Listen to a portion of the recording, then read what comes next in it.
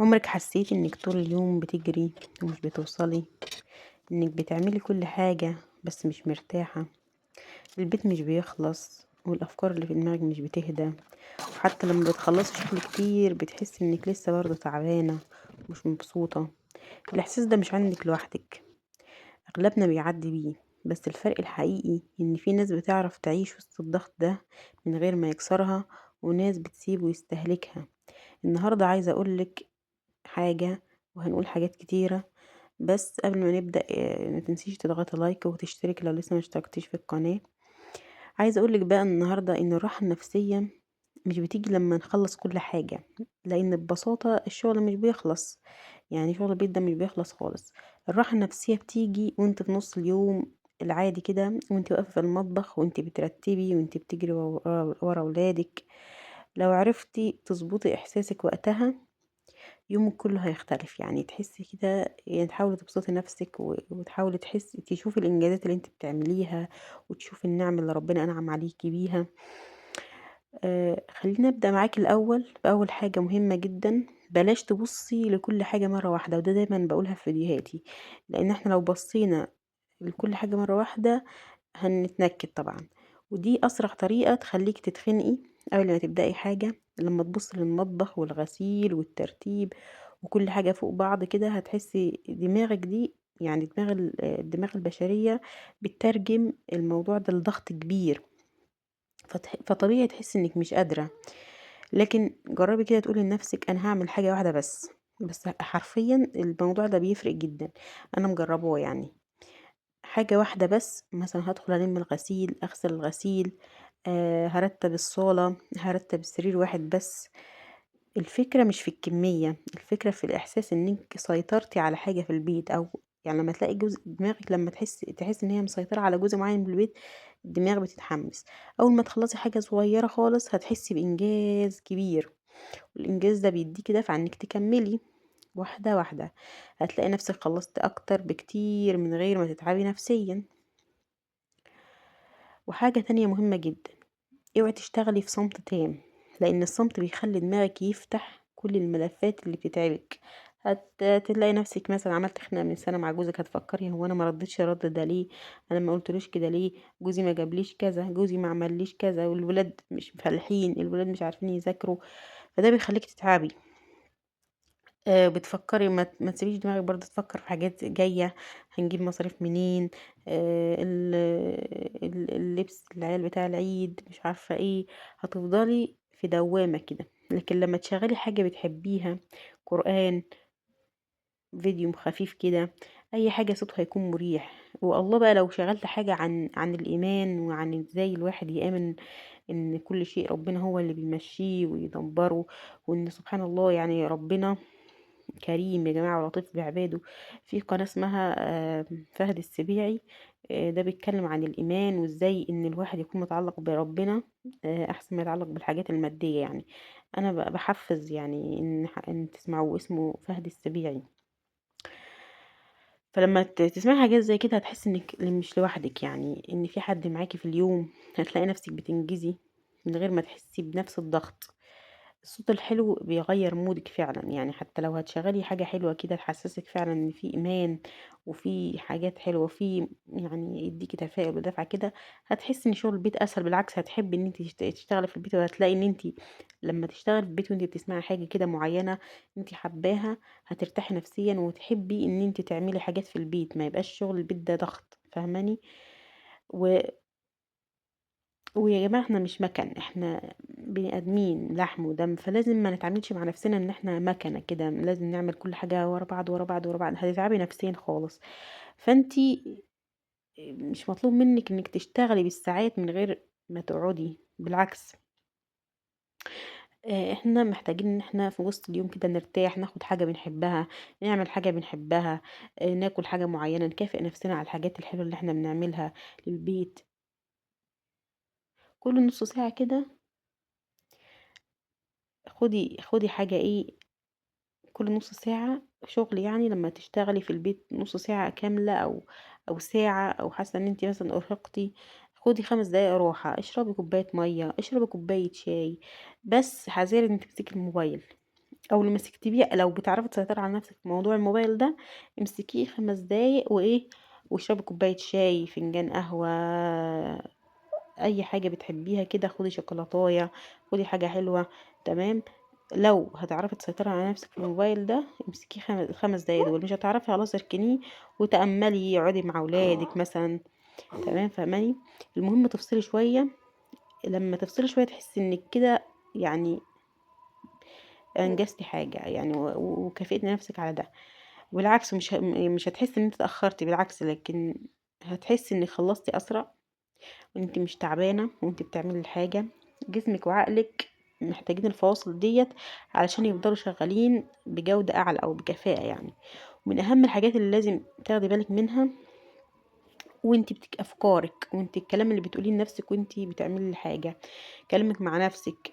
اوقات كتير اللي بيتعبنا مش الشغل بتاع البيت، لكن الحاجة اللي جوا صوت جوانا بيقولنا احنا مقصرين، احنا مش نافعين، احنا مش منظمين، انا مش ملاحقة اعمل حاجة. الصوت دوت اللي جواكي ده بيديكي طاقة، بيمسح طاقتك، يعني بيخليكي ما عندكيش طاقة ان تعملي حاجة. فكرة جلد الذات دي بتخلي الواحد فينا يا جماعة مش مبسوط وهو بيعمل حاجة، وحاسس ان هو مهما يعمل مش هيلاقي نتيجة، وان الدنيا بايظة، وان الولاد مش نافعين، وان انا وانا وانا وانا. المشكلة دي بتديكي طاقة سلبية، بتخليكي مش قادرة تقومي من مكانك، بدل ما انت كنتي هتقومي تعملي وتهدي الدنيا. تمام. مش هتقعدي كده في السرير. يعني انا دايما، يعني دايما بتحصل معايا الموضوع ده، لما بفضل اقول لنفسي انا مش عارفه اعمل حاجه، انا مقصره، انا بقعد في السرير. انا ممكن اقعد في السرير يوم، بس بعمل الحاجات الاساسيه، بعمل حاجات الاكل والحاجات، وانام في السرير. فانا حاولت اغير الموضوع ده، بدل ما اقول لنفسي انا مش عامله حاجه، بقول لنفسي انا بعمل اللي اقدر عليه، يعني اللي اقدر عليه اعمله. مش كل حاجه لازم اعملها في نفس الوقت. بدل ما تقولي انا تعبانه انا مش نافعه، قولي انا تعبانه وده طبيعي جدا. بقول لنفسي كده انا تعبانه وده طبيعي جدا، بارهاق العيال، ارهاق التعب في البيت، نفسيتنا تعبانه. يعني ايه، بدل ما تلومي نفسك كده، الفرق البسيط في الكلام ده ان انت تقولي انا تعبانه ايوه وده طبيعي وعادي، ان انا ممكن اقوم اعمل حاجه بسيطه، بدل ما اقعد اجلد في ذاتي كده. لا، ممكن اعمل حاجه بسيطه وتخليني باقي اليوم كويسه، احس ان انا عملت حاجه. ودايما قولي لنفسك انا مش ماكينه، انا مش روبوت. فاهم؟ مش هعمل كل ده في نفس الوقت، ومفيش حد بيخلي بيته نظيف. ما تسمعيش الكلام اللي يقولك انا بيتي نظيف دايما، انا مش عارفه ايه. يعني بيت نظيف ده اللي هو بيعمل ايه؟ بتعمل عشان بيتك يبقى نظيف دايما لازم ترتبي اول باول. انتي مثلا دلوقتي انتي تعبانه، يومك مش لازم كل يوم يبقى بيت نظيف بيرفكت، لا، في ايام هتلاقي نفسك مش قادره تقومي من مكانك، بتعملي الحاجات الاساسيه بس في البيت، والباقي يعني هو الاساسيه اللي هي تهتمي بعيالك، تعملي لهم اكل وخلاص، مش قادره تعملي حاجه تاني. ما تصدقيش اللي بيقولك احنا كل يوم كل يوم كل يوم. انتي كده بتتعبي نفسك وصحتك هتروح، وانتي صحتك محتاجاها لاولادك. واحنا يا جماعه مش مطالبين بالكمال، كفايه ان احنا بنحاول كل يوم وبنقوم في وسط الضغوطات ديت. في حركة يعني، ممكن حاجات بسيطة نعملها وتأثيرها هيكون كبير في اليوم. مش شرط نعمل حاجات بقى ونهد البيت عشان نحس ان احنا عملنا حاجة. واربطي دايما شغل البيت بنية حلوة، او بنية كده، اعملي نية كده وانت بنكنسي، قولي انا بنظف المكان عشان المكان يبقى نظيف وولادي يرتاحوا وانا ارتاح نفسيا، فبتاخدي ثوابه. واعملي ده لوجه الله، يعني دايما حطي في نيتك ربنا سبحانه وتعالى ان انت بتعملي ده عشان تريحي ولادك وتريحي بيتك. قولي انا بربي عشان اخلق هدوء حواليا، عشان ولادي يطلعوا صالحين، علشان الاقي ولد صالح يدعو له، يعني بعد طبعا عمر طويل لينا، ولادنا دول يبقوا ولاد برين بينا. تمام. مجرد بس ان انت تغيري فكرتك او نيتك بيديكي احساس ان الشغل سهل، يخليه اخف عليكي، يخليه ليه معنى، بدل ما تحس انه حمل تقيل ودمه تقيل عليكي كده. لا، لما تحط نية ان انا بعمل اكل عشان بطعم ولادي، نية ان انا بعمل حاجة معينة عشان تنفع غيري، فده بيديك احساس ان انت ليكي اهمية في الدنيا عموما. يعني بدل ما انت تفضلي تنهكي في نفسك في شغل البيت، وفي الاخر تحسي ايه ده، انا ماليش لازمة، انا ماليش قيمة مع الولاد.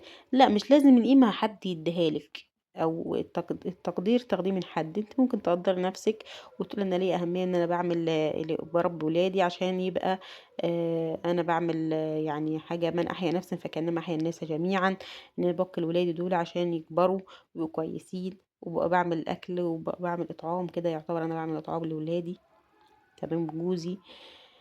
وخليني اقول لك كمان حاجه يعني كده، في ايام هتبقى صعبة جدا، وفي ايام هتحسي انك مش قادرة تعملي حاجة، حتى ابسط الحاجات مش قادرة تعمليها، وده عادي، ده مش عيب فيكي، لا كلنا بنمر بنفس الظروف ديت.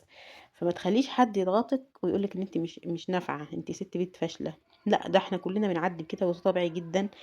انت انسانة وعندك طاقة، والطاقة دي بتزيد وتقل، مش لازم كل يوم تبقي في احسن حال ليكي بقى وبتشيلي البيت ده وتهبديه وتعملي كل اللي عندك. لا، انت كده هتتعبي نفسك وهتخلصي طاقتك بسرعه. ما انت في ايام هتعملي فيها وايام ما تعمليش، مش لازم كل يوم يبقى يوم مثالي. الايام المثاليه دي بتبقى يومين ثلاثه في الاسبوع كده، والباقي عادي في العادي يا جماعه. المهم انك تتقبلي نفسك في كل حالاتك، عشان اللي حواليك يتقبلوك في كل حالاتك. وفي الايام التقيله حاولي تخففي على نفسك مش تضغطيها اكتر.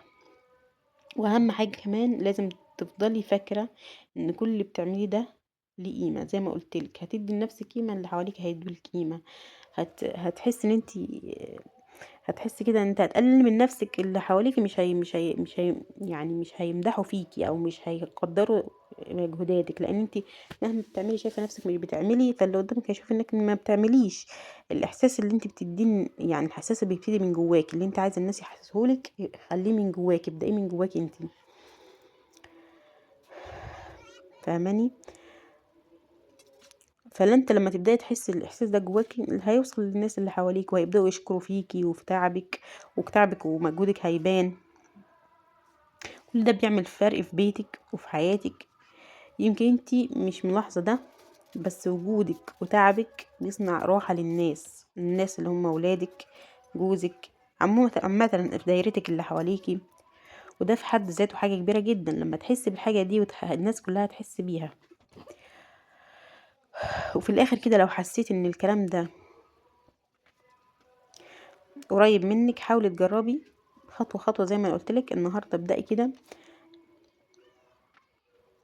خطوة خطوة، يعني مثلا عندك كل حاجة متكركبة، مثلا انت مش قادرة تقومي من مكانك وحاسة كل حاجة متكركبة، ابدأي بالحاجات الأساسية زي ما قلتلك. رواق الصالة مثلا.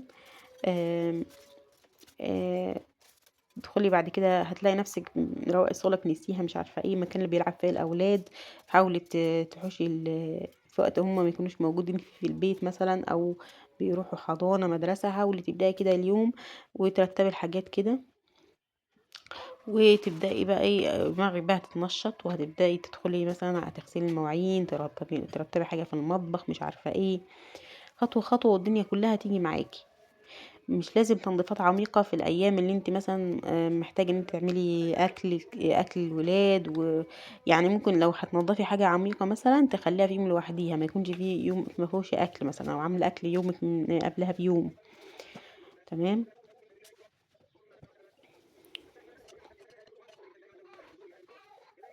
وخطوة واحدة بس كفاية تبدأي بيها، ومع الوقت هتلاقي نفسك بتتغيري من غير ما تحسي، وهتلاقي الروتين بتاع التنظيف ده بقى سهل عليكي والدنيا تمام معاكي.